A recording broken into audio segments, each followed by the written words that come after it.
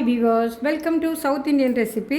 இன்றைக்கு lunch special பார்த்திங்கன்னாக்கி வத்த குழம்பு. நான் இன்றைக்கி சீனியரை வத்தல் அப்புறம் வத்தல்லாம் சேர்த்து போட்டு ஒரு குழம்பு செய்திருக்கிறேன். ஆக்சுவலாக இந்த குழம்பு பார்த்திங்கன்னா வெள்ளை சாதத்தில் ஊற்றி சாப்பிடும்போது ரொம்ப டேஸ்ட்டாக இருக்கும்.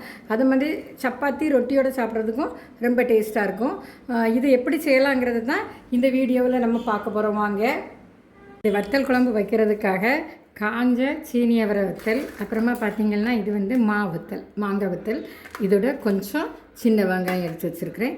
இதுக்கு மசாலா பார்த்திங்கன்னா இப்போ இதை வந்து இந்த தேங்காய், ஜீரகம், வத்தல், வெங்காயம் இதை வளர்த்து நல்லா எண்ணெயில் வதக்கிடணும். ஒரு வானிலை எடுத்து மசாலா வறுக்கிறதுக்காக ஒரு அரை டேபிள் ஸ்பூன் எண்ணெய் சேர்த்துருக்குறேன். அதில் பார்த்திங்கன்னா ஒரு 4-5 சின்ன வெங்காயம். இந்த சின்ன வெங்காயத்தை இந்த எண்ணெயில் கொஞ்சம் நல்லா வதக்கி எடுத்துக்கலாம்.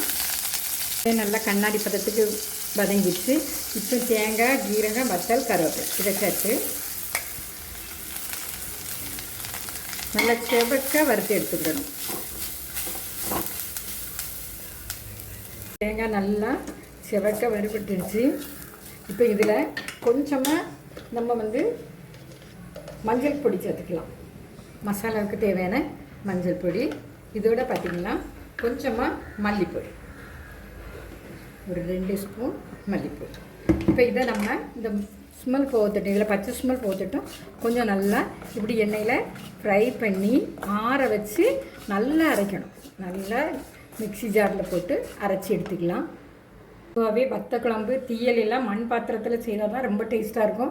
அதே சமயத்தில் ஒரு நாள் அல்லது 2 நாள் வச்சு சுண்டை வச்சு சாப்பிடும்போது இன்னும் அது ரொம்ப டேஸ்ட்டாக இருக்கும். இன்றைக்கி பார்த்திங்கன்னா நான் ஒரு 2 டேபிள் ஸ்பூன் எண்ணெய் எடுத்துருக்கிறேன். இதில் சீனி அவரை வத்தல், ஒரு கைப்பிடி அளவு சீனி அவரை வத்தல் வந்து நான் வறுத்து எடுத்துக்கிட போகிறேன் எண்ணெயில்.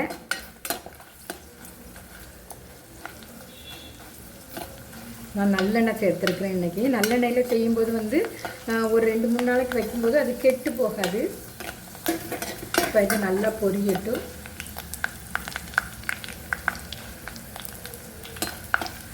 இந்த குழம்பு வந்து ஆக்சுவலாக வத்த குழம்பு வந்து மணமாக இருக்கும் சாப்பிட்றதுக்கு. கருகுமுடியாக வறுக்கக்கூடாது, கரெக்டான அளவுக்கு வறுக்கணும். இப்படி செவப்பாக அந்த வத்தல் வந்த பிறகு வறுத்து எடுக்கும்போது நல்லாயிருக்கும். ஏற்கனவே இந்த மே மாதத்துலலாம் பார்த்திங்கன்னாக்கி எல்லாருமே இந்த காய்கறி கொஞ்சம் மலிவாக கிடைக்கும் போதெல்லாம் அந்த காய்கறிகளில் வத்தல் போட்டுக்கிடுவாங்க. நான் இது வந்து மே மாதம் ஆரம்பத்திலேயே போட்டேன். இப்போ இனி இதில் அதே எண்ணெயில் தாளிக்கிறதுக்காக கடுகு உளுந்த பருப்பு, அப்புறம் வெந்தயம், சின்ன ஜீரகம் சேர்த்து தாளிக்கிறதுக்காக போட்டிருக்கேன். இப்போ இதில் வந்து நம்ம கருவேப்பிலை சேர்த்துக்கலாம். இப்போ இதில் வந்து ஒரு கைப்பிடி அளவுக்கு சின்ன வெங்காயத்தை தோல் எடுத்துகிட்டு வச்சுருக்கிறேன். அதையும் இதில் வந்து சேர்த்துக்கலாம். வெங்காயத்தை கொஞ்சம் நல்லா சிவப்பாக வரும் அளவுக்கு வறுத்து எடுத்துக்கிடணும். நல்லா வதங்கணும் எண்ணெயில் வெங்காயம். இங்கே வெங்காயம் நல்லா சிவக்க வதங்கிடுச்சு. இப்போ இதோடு வந்து நம்ம வந்து வறுத்து வச்சுருக்கிற சீனி அவரை வத்தலும், அதோடு பார்த்திங்கன்னா ஒரு 2-3 பீஸ் வந்து காஞ்ச வத்தல் எடுத்து வச்சுருக்கேன். இதையும் நம்ம இதில் சேர்த்துக்கலாம்.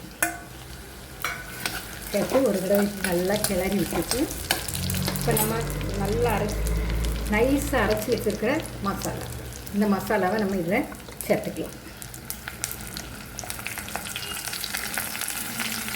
மசாலா எல்லாமே நம்ம வறுத்துறோம். ஸோ நம்ம இந்த எண்ணெயில் இப்போ லைட்டாக வறுத்துக்கலாம். இந்த எண்ணெயோட நல்லா இந்த காயோட நல்லா மிக்ஸ் ஆகட்டும். எண்ணெயில் ஒரு 2 நிமிஷம் இப்படி வதங்கும்போது எண்ணெய் அப்படியே பிரிந்து வரும் சைடில் பாருங்கள். இப்போ இதுக்கு தேவையாக கொஞ்சமாக உப்பு சேர்த்துக்கலாம்.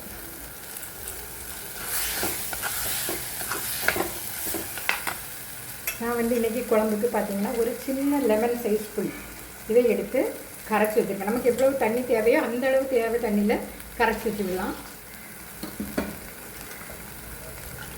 இப்போ இந்த ஜாரை கழுவி இந்த தண்ணியை இதில் நம்ம சேர்த்துக்கலாம்.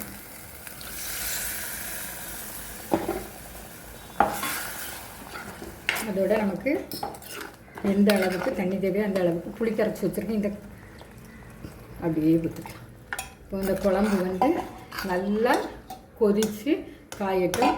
ஒரு 10 நிமிஷம் மீடியம் ஃப்ளேமில் இப்படி போட்டுடலாம். அப்போ தான் அந்த குழம்பு டேஸ்ட்டாக இருக்கும். நிமிஷம் ஆயிட்டு குழம்பு நல்லா பாருங்கள் அருமையாக வற்றி அப்படி காஞ்சி வருது. இது அப்படியே சாதத்தில் ஊற்றி சாப்பிடும்போது வெள்ளை சாதத்தில் ரொம்ப டேஸ்ட்டாக இருக்கும். ஆக்சுவலாக இது வைக்கிறதுக்கும் ரொம்ப ஈஸியாக வச்சிடலாம்.